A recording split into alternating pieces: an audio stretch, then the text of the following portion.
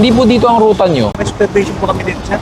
Valenzuela. Mindanao Avenue? This is Quezon City. Quezon City po ito. Doon po ang Valenzuela. Prangkisa sa Mindanao Avenue, pinapayagan ko yung sa National Highway. Ano kay si Toto Medalla kasi nasa kanya yung nito. Hindi ko po siya kilala. Ay, konsihal. Hindi ko po siya kilala. Hindi Hindi naman kaming Hindi, ang kailangan ko po yung papel nyo. Kaya nga may nakalagay diyan na below 60, inaalaw yung tricycle. Nakalagay rin yan, no? May National Highway, bawal po ang tricycle dahil meron pong tricycle ban. Talaga naman patindi ng patindi ang mga napapanood nating eksena mga kaibigan. At syempre kung bago ka lang dito sa aking YouTube channel, Facebook and TikTok, huwag mo naman kalimutan na pakihit ang subscribe button and follow button, no, para lagi ka updated sa mga bago natin reaction and commentary. So mga kaibigan, simulan na natin to. At syempre mag-subscribe and follow na rin po kayo kay Dada ko. Siya yung gagawa natin ng reaction video ngayong araw mga kaibigan. So pinantay natin guys. Sabay-sabay na tayo mag-react at mag-comment dito. Let's do this! Hindi lang pala dalawa yung nadaanan natin dyan. Mayroon pa pala dito. Dalawa pa ulit. Marami pa raw sa unahan. Naririnig ko sa radyo. Tinatakasan pa po kami ng iba. Ikaw po ba ang presidente? Nasaan po yung papel? Dapat meron ka rin dala bilang presidente po. Ayun na mga kaibigan, no? Tingnan natin mukhang sa teaser pa lang na yun, malupit na talaga mga kaibigan. No? So excited! Nandito tayo ngayon sa may EDSA northbound. At ito yung Balintawak train station. Ayan na yung Balintawak market. At ang clearing operation sa may Caloocan. Nadaanan ito. Nakapark sa ilalim ng tulay. Kung makikita nyo, safe na safe yung kanyang parking area.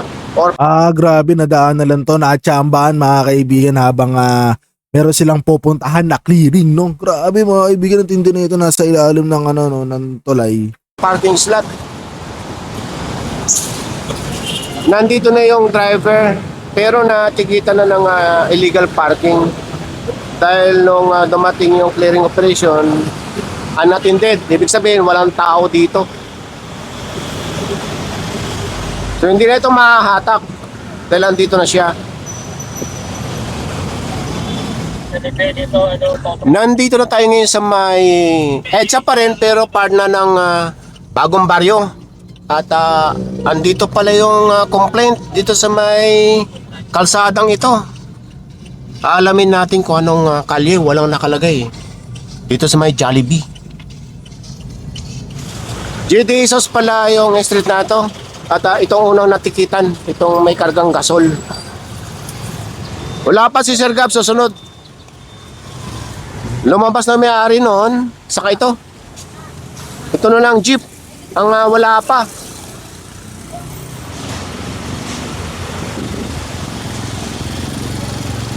So mga kaibigan, nakasampa sa gutter. Oh.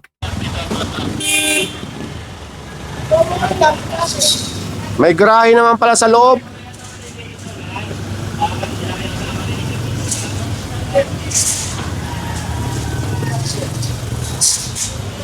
May garahe naman pala sa loob, no? Doon na pinarada sa labas. So dalawang senaryo lang yan, baka aalis or kakarating lang. Tapos medyo tinamad pa magparada. Pero kahit na mga kaibigan, no? Karamihan, nandito yung mga driver. Itong jeep, ang mahatak na nga talaga. Wala pa rin yung may-ari. Tara, hahatakin na ito. Doon tayo sa unahan. May mga motor na isasampa dito. Ang ganda ng post ni Kuya. Tad-tad lang no parking sign dito. May nakarga ng dalawang motor.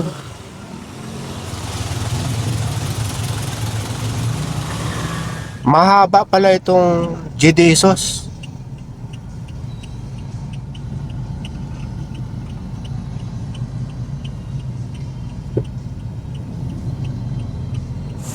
Malayo-layo na tayo sa EDSA. Bukod dun sa nadaanan natin hinahatak, mayroon pa dito, dalawa.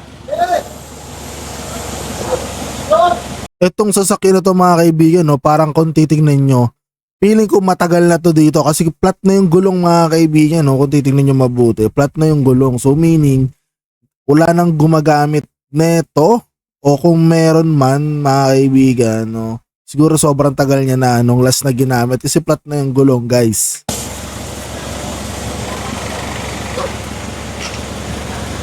Hindi lang pala dalawa yung nadaanan natin dyan. Mayroon pa pala dito. Dalawa pa ulit.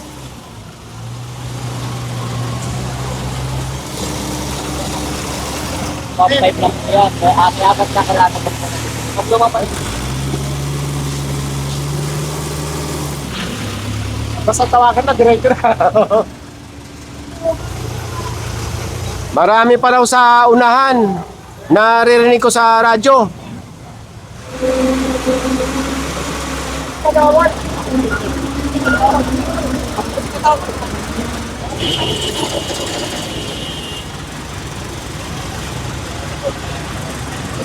Marami na palang nahatak dito. Yung sinabi ko sa inyo, marami pa dito sa baba.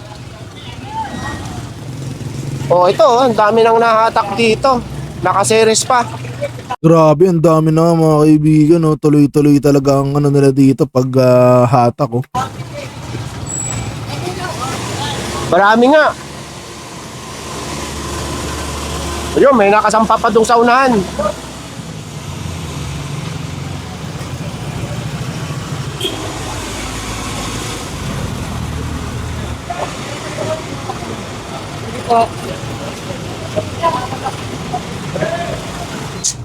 Ang nahatak ngayon ay dito sa lugar na ito, 10.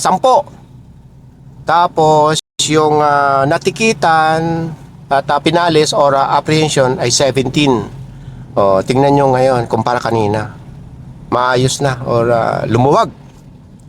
Lawak na mga kaibigan no? Kung titignan nyo compare kanina. No? Magmula sa may Bagong Baryo, Caloocan, nandito tayo ngayon sa may Mindanao Avenue at sakop ng Quezon City. Ayan na yung yung station ng Mega Subway dito sa may Tandang Sora. Tandang Sora station yan eh. Nadaanan ito yung mga nakapark dito sa sa bike lane. Ano yata ito? Paggawaan ng sasakyan. Andyan naman yung mga may-ari. Ito, tinitikitan na ng mga enforcer. Pag-i-ano nyo, tapos atras mo na ngayon. Magkakabit sir. Pagkakabit, i-atras nyo kaagad. Sidewalk kasi yan. Di yan extension ng talyer nyo. Sa'yo ba yung kotse? Driver lang po. Ikaw driver. Dapat di mo na lang nilagay dyan. Habang walang bakante, dapat umikot ka muna. May license naman 1,000. Pati yung Vios na nasa harap, yung orange, saka isang motor na puti. Sa inyo po to, peran po muna ng lisensya. Ha? Pabigyan na lang po sa enforcer.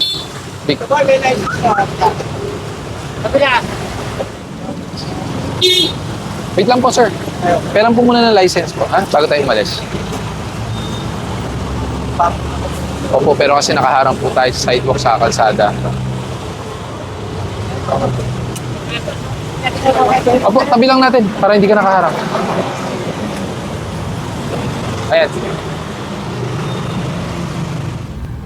Doon tayo galing kanina, nag-U-turn. At okay na pala itong project dito. Malaki na improvement. Dire-diretso yan sa may Sauyo, sa may Regalado. Pag diretso yan, papunta ng first station ng Mega Subway. At pagka kung maliwa, papunta ng Smart Connect sa may North Luzon Expressway. Nandito ngayon yung Special Operations Group ng MMDA dahil dito sa mga tricycle na ito. At marami nang nasita, mga 10 na yata, sa kadahilan ng Hindi naman dito ang ruta nila eh. Hindi po dito ruta nyo. Hindi po dito ang ruta nyo. May supervision po kami dito, sir. Police nila. Mindanao Avenue?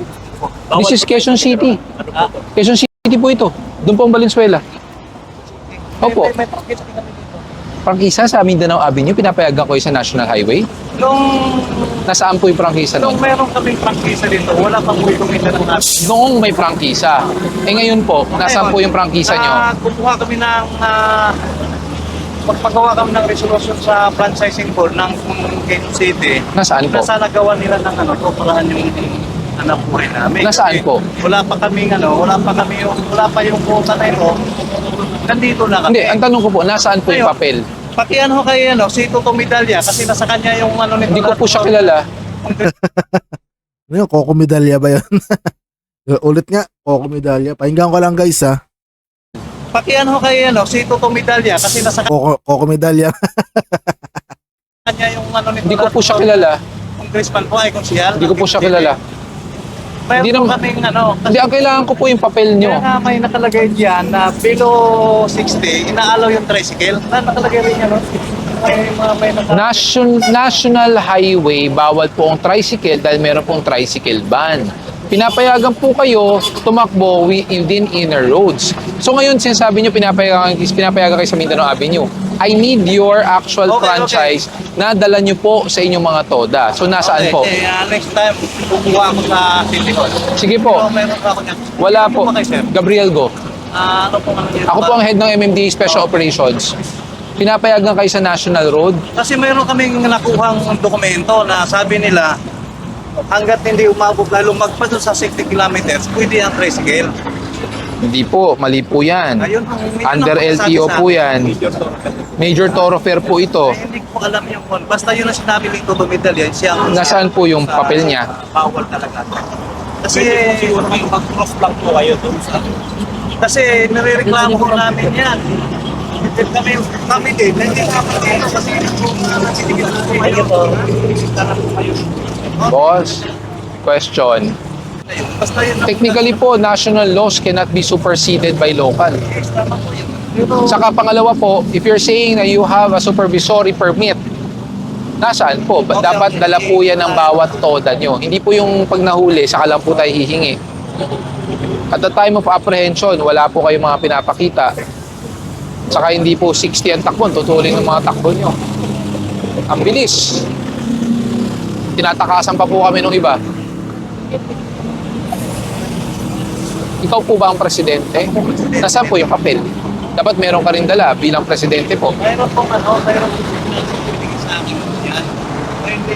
Hindi, ang kailangan ko nga po, sir, hindi po pwedeng ordinansa noon. Ang kailangan ko nga po, yung supervisory permit na binibigay po sa inyo. Sige, next time siguro dalawa pang Since kayo po ang presidente, dapat kayo po ang may hawak din yan.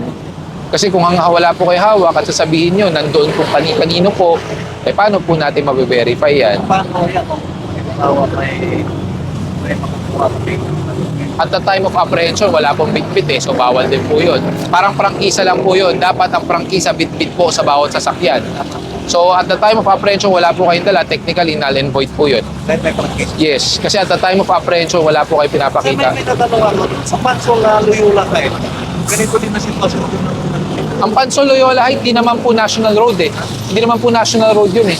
Yung sa tabi ng UP Town. Hindi naman po national road eh. Mayroon national road ninyo. Kasi Hindi po. Ang national road considered as highway po. Hindi po highway yung Pansol. Alam ko po yun. Pero pinagbabawal po doon ng mga pagpaparada po. ano po pala sa Hindi, yun nga po.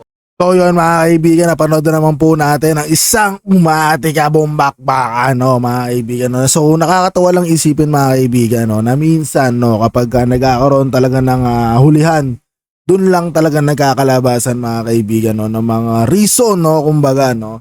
Kumbaga siguro dahil nga dati napayagan sila mga kaibigan. Opinion ko lang naman to, may mga sarili-sarili naman tayong opinion, no. Siguro pinayagan sila before nung lumang administrasyon mga kaibigan na dumaan or gamitin yung kalsada na yan. Ang akala siguro nila mga kaibigan is panghabang buhay na or lifetime na yun mga kaibigan. No? Usually may mga ganun scenario din naman kapag nakasanayan na talaga natin dumaan or gamitin yung daanan na yun or kalsada na yun. Akala din talaga natin is lifetime na yun mga kaibigan. Pero in the end of the day, nag-update at nag-update talaga yan guys. Hindi yan pwedeng ganun pa rin, no, na ganun mga kaibigan. So yun. At talagang nakakalungkot man isipin na hindi rin kumpleto yung mga papeles na kinakailangan lalo kapag nagkaroon ng biglaang silipan, biglaang gantuhan mga kaibigan. So yun nga, wala siya maipakita mga kaibigan. And the end of the day, huli pa rin. So yun guys, sa mga bago lang dito sa ating YouTube channel, Facebook, and TikTok. Huwag niyo na makalimutan guys, pakita mo yung subscribe button, follow button sa mga susunod. Marami pa tayong gagawa ng mga reaction video and commentary video mga kaibigan. Kaya mag-stay tuned lang kayo. Abang-abang lang kayo dyan mga kaibigan. No? At yun lang guys. Today's Radar PC on my next reaction video and commentary video. Let's go!